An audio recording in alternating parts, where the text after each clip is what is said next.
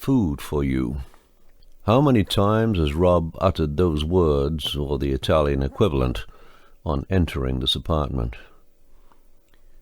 Peering towards the open door, he observes his younger self walk into the living room, tins weighing down overcoat pockets, a smile coating his lips.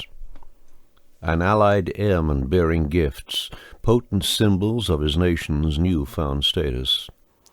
Victor to vanquished, rations to help preserve life for a few when so many have been slaughtered in the struggle to liberate a city already battered by the retreating army. Savior, a misnomer. He was simply a man overwhelmed by the stench of poverty and the consequences of interminable war, evident with every step he took on the streets of Naples. He had joined up to help defeat a ruthless enemy, convinced war presented the only possibility of restoring lasting peace to a fractured world. When did he lose faith in this mission? Lose faith in his own ability to effect lasting change?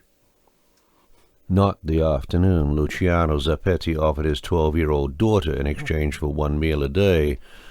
Of that he remained certain. Doubts began to surface long before his transfer to Italy or even Tunisia, where for the first time he witnessed extensive bomb damage at close range. Almost all of Tunisia's major towns had been destroyed with extensive loss of civilian life during the 6-month air and land campaign against German and Italian forces. No, a young British soldier blinded during a desert battle stirred the misgivings that led to an irreversible change of heart. "They shipped the nutters out of here as soon as possible," the soldier said, referring to the mentally disturbed patients kept separate from those with physical war wounds at the Desert Field Hospital, where Rob was treated for his initial bout of stomatitis ulcerative.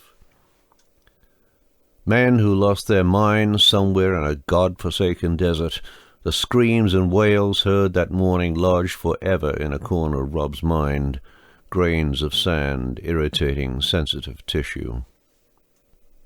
The beginning of a second descent into hell, the sore swelling with every subsequent dogfight, flame and smoke blemishing pellucid desert skies, until he could no longer function as a competent rear gunner.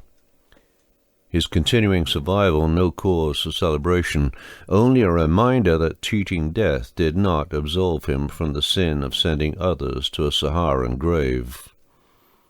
Not that he expressed such qualms to his superiors when questioned about his diminishing capabilities, preferring instead to focus on physical and mental exhaustion. This they understood. Few rear gunners still flying after 3 years of continuous warfare. Released from his dorsal turret, he prayed that doubts and guilt would fade in the busy atmosphere of a maintenance unit, but they persisted, surfacing whenever there was a quiet moment.